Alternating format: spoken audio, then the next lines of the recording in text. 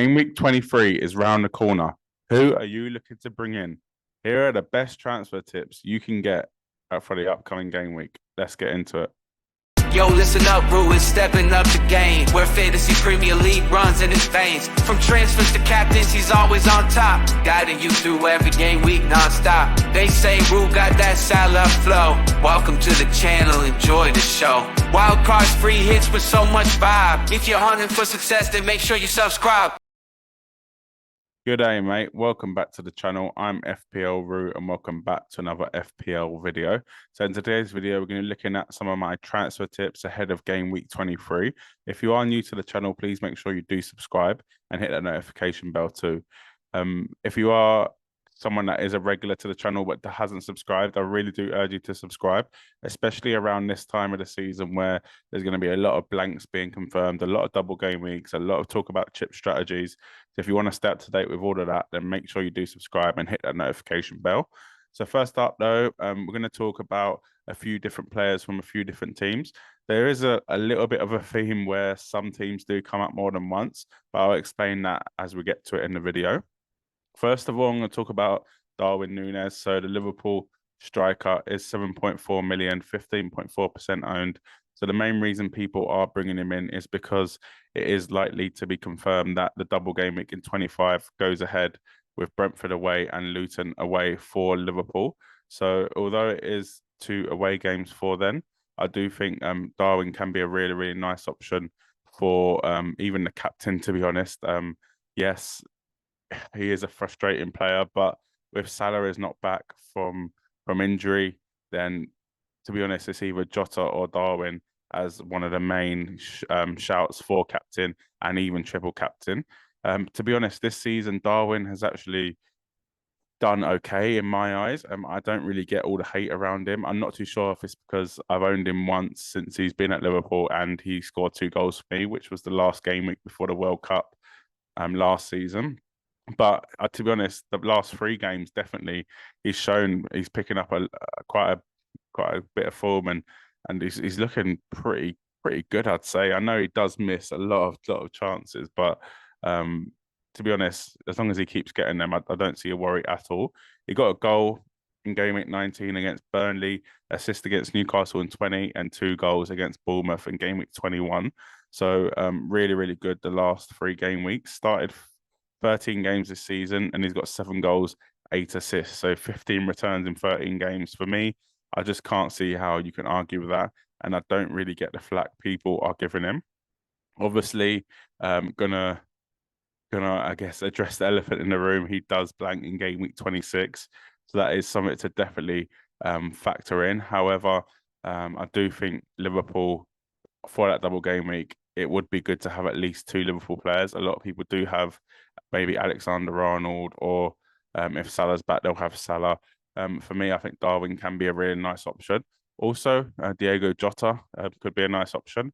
However, I think there are midfielders out there that kind of give Jota a bit of run for his money in terms of being a good option over the next few game weeks. Whereas forwards, I think we do lack that a little bit this season, and I think Darwin can be a really nice option, especially for 7.4 million. There is an argument to say that is it stupid to bring him in before Arsenal away and then a blank in 26? For me, I still think Liverpool will score in that game week, in game week 23 against Arsenal. I do think that although Arsenal are a solid team, I think Liverpool can score against anyone. And yeah, Darwin, with the way he plays, chaotic, I think he can get on a score sheet too. And obviously he's got a Burnley at home, which is a really nice fixture before the double game week. And even after that, they've got Forest away. So really good fixtures for Liverpool. It's just, can you and your squad is a big dependent. Can your squad handle a player blanking in game week 26 where maybe you can't cover him? That is something for you to decide. For me, I can probably work around that, although I do have 2 Chelsea. I do have Pedro Porro. I do have Trent as well. So it is going to be a little bit sticky in that game week, but I think I should be able to manage. So he is a potential option for me, but we'll talk about that in another video. So if you are looking for a striker, looking to cover Liverpool, maybe a captain or triple captain, then I think Darwin Nunes can be your guy. The next up on the list is Erling Haaland, a player that I think we've all missed, to be honest, from our FPL teams over the past. It must have been about 5, 6, 7 weeks now that he has been missing. The last time he did play was game week 15, so he's missed 5 FPL games, but obviously more in terms of weeks with a couple FA Cup breaks, etc., etc. A lot of people, although I've just said that we've missed him, a lot of people will probably be thankful that he's been out. It does give players, FPL managers, a chance to do something a little bit different with their teams. However, Salah and Son have gone off to AFCON, so it has really, really limited the big priced options for FPL. And to be honest, it hasn't really come at a good time because, like I said, normally you'd pump your money into maybe Son, Salah, Trent, but with that injury to Haaland and AFCON and Asia Cup going along. Also, Trent did pick up a knock as well, where he missed the game week. It hasn't really come at a good time to I guess be a premium option, free premium options really. However, at 13.9 million and with these fixtures, I do really, really like Haaland, to be honest. I think he is a must-have, especially for the next 4 game weeks. So Brentford away, Everton at home, a double game week of Chelsea and Brentford. And then a game week 26 game where, like I said, a lot of teams do blank. 4 teams blank: Chelsea, Spurs, Liverpool, and Luton. Having Haaland in that game week with Bournemouth away is a really, really nice option. And to be honest, he is very much a triple captain option for game week 25. So I actually filming this before City play in game week 22. So I'm not sure if he has got minutes in that Burnley fixture. If he does, then I do fancy him to start against Brentford.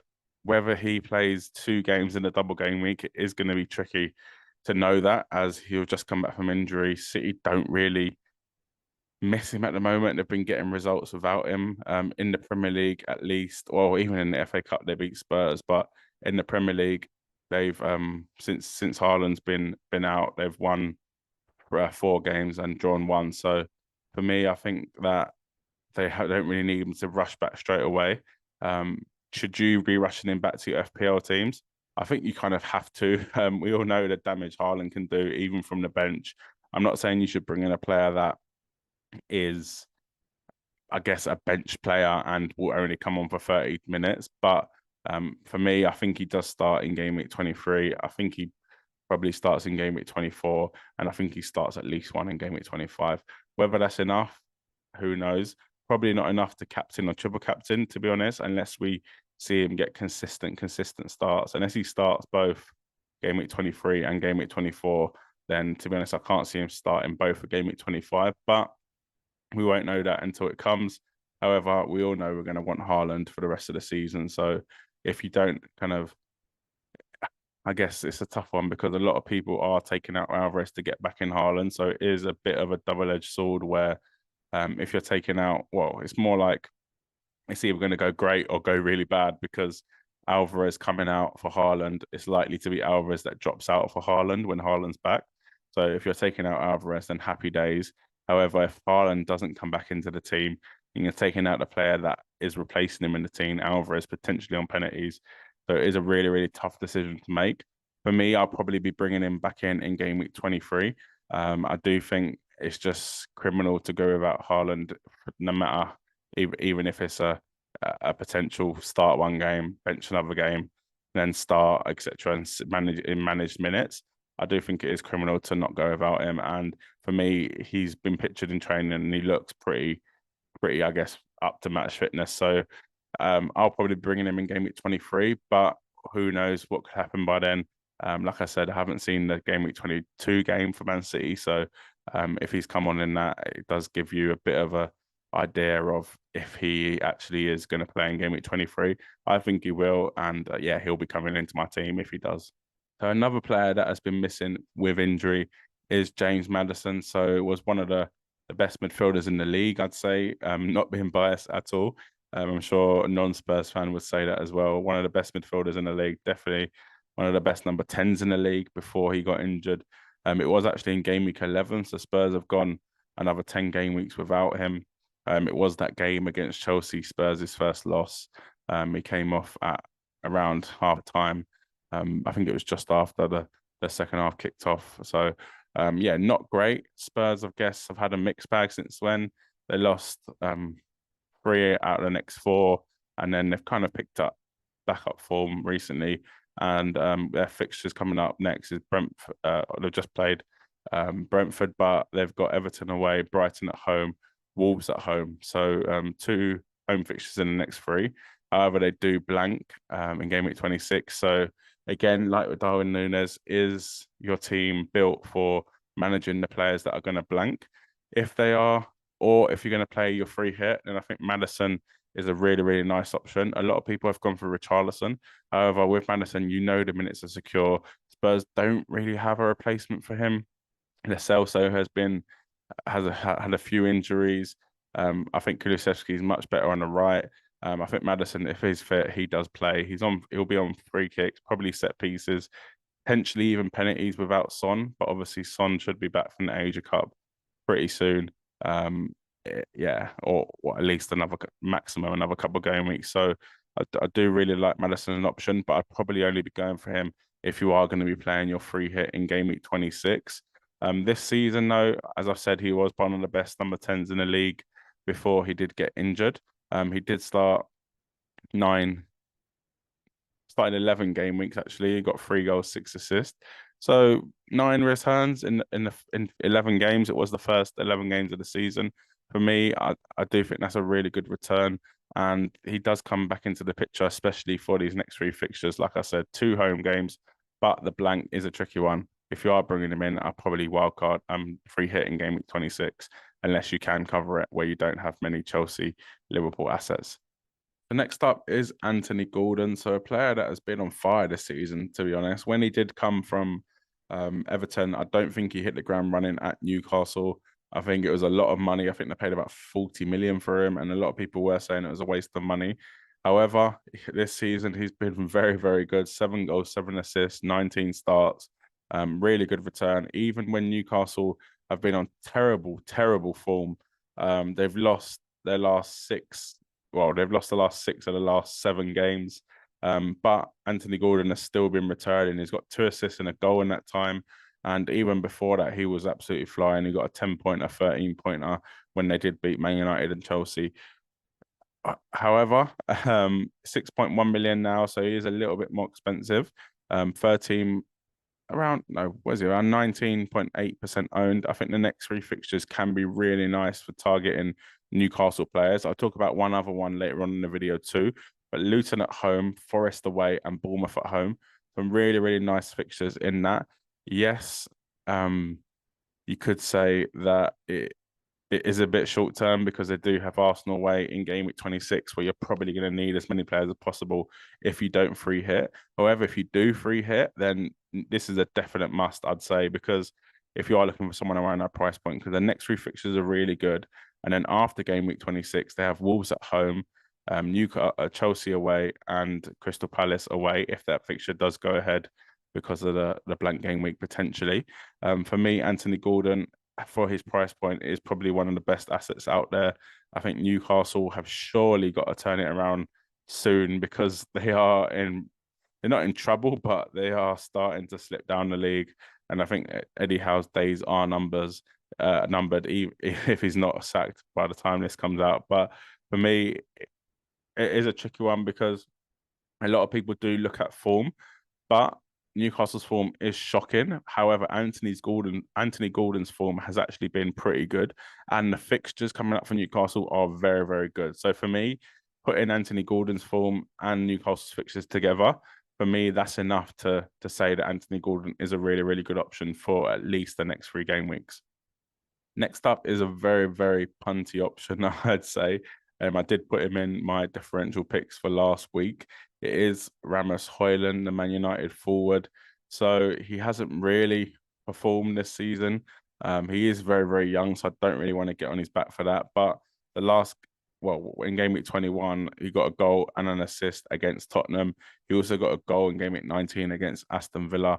And in the FA Cup, I'm pretty sure, I'll just double check, but I'm pretty sure he got a couple of goals in that one too. So he has been firing. He got 1 goal, yeah, 1 goal. in that one. Obviously, it was against Newport County, so I'm not really counting it as a goal. But for me, I think he is starting to pick up a bit of form. And if you do want a massive differential, a player that I guess hasn't been putting away his chances, but hasn't really been getting them. However, West Ham at home, Villa away, yes, it's tough. Luton away, Fulham at home, I think is a really nice few game weeks for Manchester United. And if you are looking for a punt, then I think Ramis Hing can be a really nice option. Would I rush in to get him? I'd say in front of maybe someone like Darwin Nunes, probably not. Would I rush in to get him someone like Wally Watkins, who we'll talk about later on in the video? Probably not.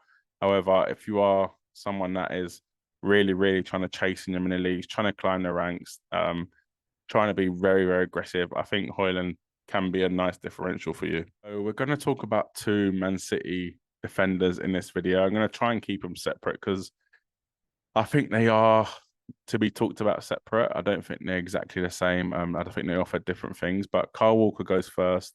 Probably the most obvious option that people will be going for. He's 5.4 million and he started every single Premier League game this season, which is a shock to me because I'd feel like he'd be on his last legs. I think he'd be like maybe rested a few games because he is, I don't want to say getting on a bit, but he is coming to the latter stages of his career. But he's shown once again that he can put in big performances. He got an assist in Gameweek 21 too, brings him up to 2 assists this season. Again, not very attacking. And from 5.4 million, you can probably argue that you do want someone a bit more attacking. However, he started every game this season. I don't think there's much competition for him on that right back slot. Now Cancelo's gone.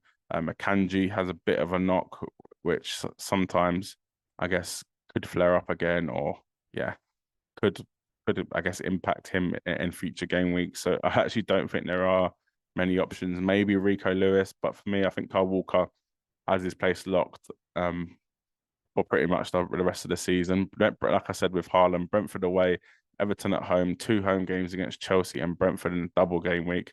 Will he start both of them?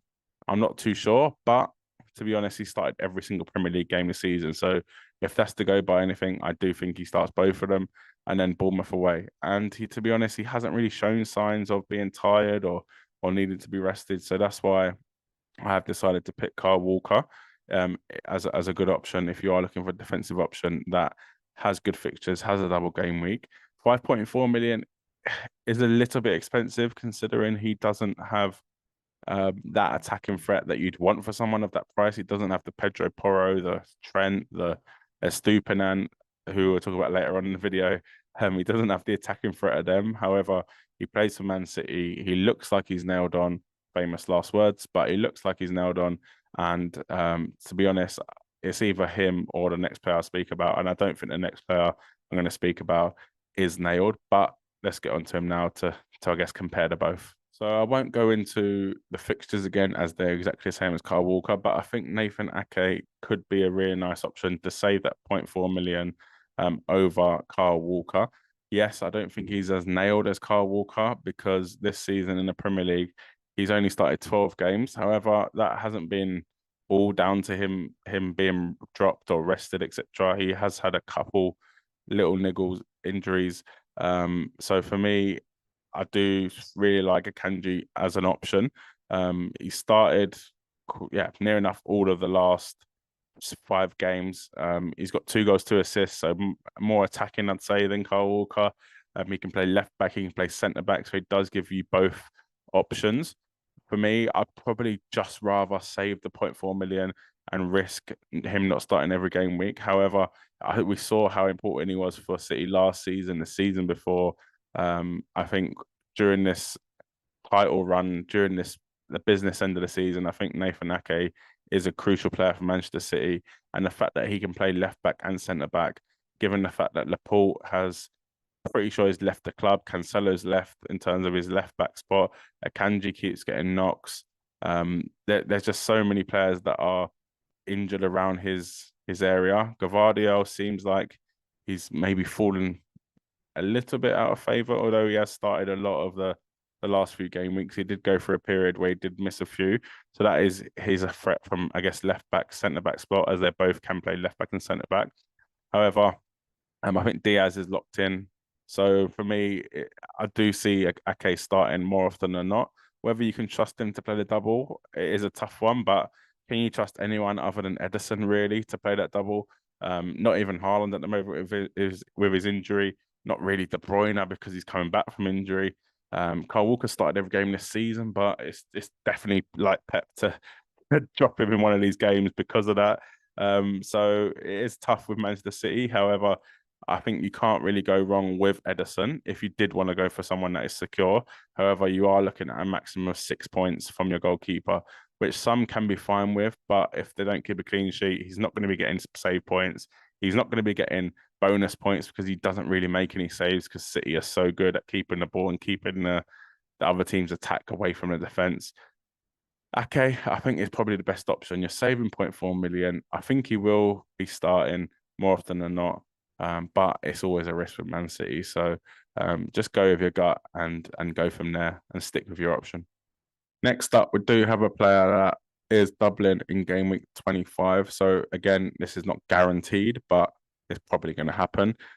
Is Doughty, so the Luton defender, 4.5 million, 4.3% owned. So a lot of people are looking at bringing in Alfie Dy. He's been in really, really great form recently, a goal and 3 assists in his last 3 games.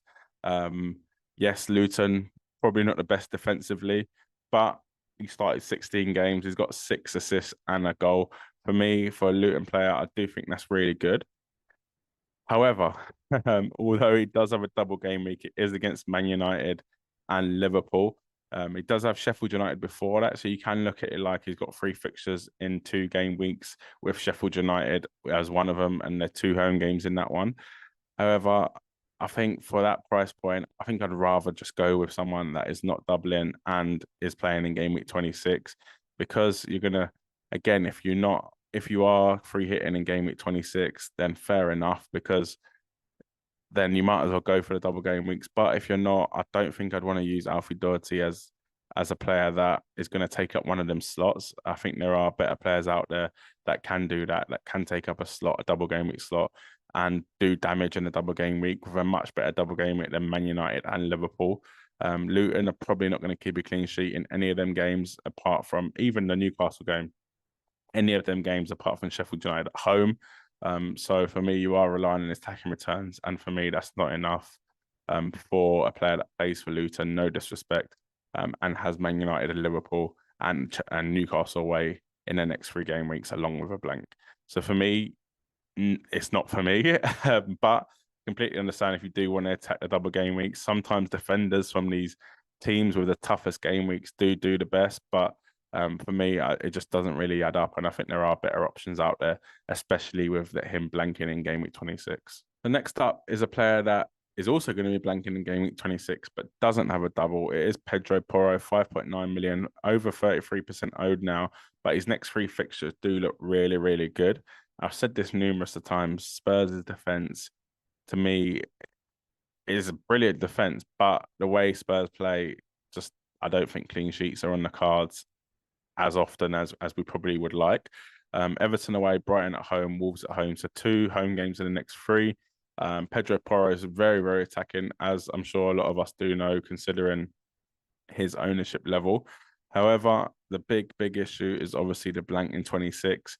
As I've mentioned, if you are free hitting in 26, then Pedro Porro probably should stay in your team and probably should you should probably look to bring him in, considering them great fixtures, even after the blank game week. So this is for those playing the free hit in 26. Crystal Palace at home, Villa away, Fulham away, Luton at home, West Ham away, Forest at home. So really, really good fixtures up until game week 33, where they go to Newcastle away, City at home, Arsenal at home, Liverpool away. So really, really tough in that. For me, though, Pedro Porro should stay in your team.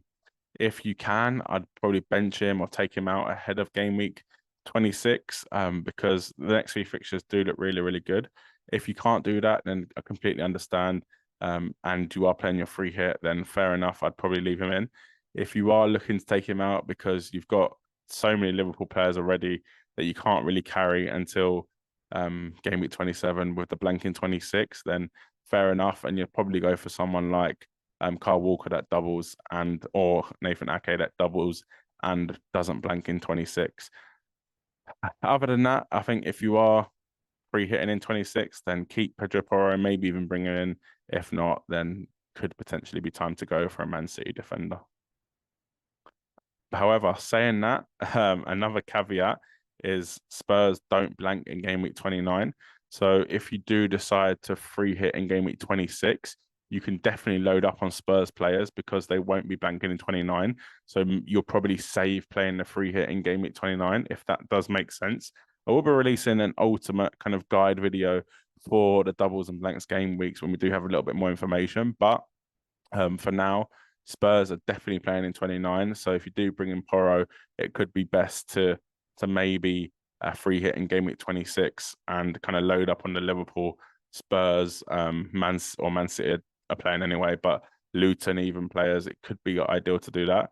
We'll talk about chips in another video, but for me, I would just keep Pedro Porro for now, at least until game week 26, and then make a decision. So a defender I do really, really like at the moment is Pervis Estupinan. So 5.1 million. He's back from injury now. And to be honest, he's hit the ground running. Brighton have kept 2 clean sheets in a row with him in the team. He's managed to get an assist when he did come off the bench in game week 19. We got a goal actually against Spurs. So he's returned in his last 3 games. And with the next few fixtures for Brighton, I think he can be a really, really nice option. So Palace at home, which for me, Palace look terrible at the moment. So I can definitely see a clean sheet for Brighton in that one and potential attacking returns. Spurs away is going to be tough. I can't see Brighton keeping out Spurs, but we know Estupinan, who got a goal against Spurs last time out. So who knows what can happen in that one. Sheffield United away, a really good fixture for him, and Everton at home. So I do really, really like Brighton's fixtures from an attacking point of view, but with Estupinan, he is very attacking, so you kind of get the best of both worlds. Even after that game week 26 fixture, so Everton at home, remember a lot of teams will be blanking in that game week, so it could be ideal to bring in an Everton a Brighton player. They have Fulham away and then Forest at home, so the fixtures do really, really do continue after that game week 26 game. And Estupinan again started the season pretty well. Has come back from injury and he's flying in terms of clean sheets. And who knows, the most attacking defender in Brighton's team could be the key to them keeping clean sheets again, which is we've seen that's been the evidence. But yeah, 2 goals, 3 assists in 8 starts. I think he's a very, very exciting option to own. And I think Brighton's fixtures, coupled with how attacking he can be, is a really nice, I guess, combination of good things to happen in the next few game weeks. I would bear into consideration that the Europa League, I think Brighton are in, is starting up in February, so that could see Estupinan maybe be rotated a little bit. I can't see that happening too much because he's so crucial to the way they play, but that is something to take into consideration. The next up is a player that is owned by 55% of us. So this is not really a transfer tip. It's more of a what to do with Ollie Watkins. 8.9 million now for those that don't own. I'm sure a lot of us did get him in way before that. So I really did want to talk about him because even someone that I do own, Ollie Watkins, he is obviously the highest point scoring forward in the game at the minute. He's been pretty shocking, I'd say, recently. 2 assists in the last 4 game weeks, 3 blanks in that, which is not ideal. 1 goal and 2 assists in the last 6, 7 game weeks. So again, not great. His tally this season is 20 returns, 9 goals, 11 assists in 21 games, which has been incredible. However, I think he does do it in I guess games where he does do it in games like he gets 2 assists in a game. He got 3 goals, 2 assists in a game. He got goal and assist in the game, goal and assist in the game. So he does do it a lot in the game. So I wouldn't say he's consistent over the 21 games. However, the fixtures coming up for Aston Villa, I know a lot of us are frustrated with him. He's got Sheffield United away, Man United at home, Fulham away, Forest at home, Luton away. So really, really nice up to game week 27. Then they do get a little bit tough, but in game week 29, if Aston Villa do get knocked out the FA Cup replay by Chelsea, then their fixture in game week 29 will go ahead with West Ham.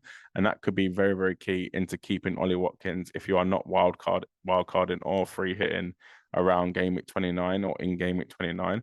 So I would bear that in mind if you are looking to take out Ollie Watkins. Do you have a plan for game week 29?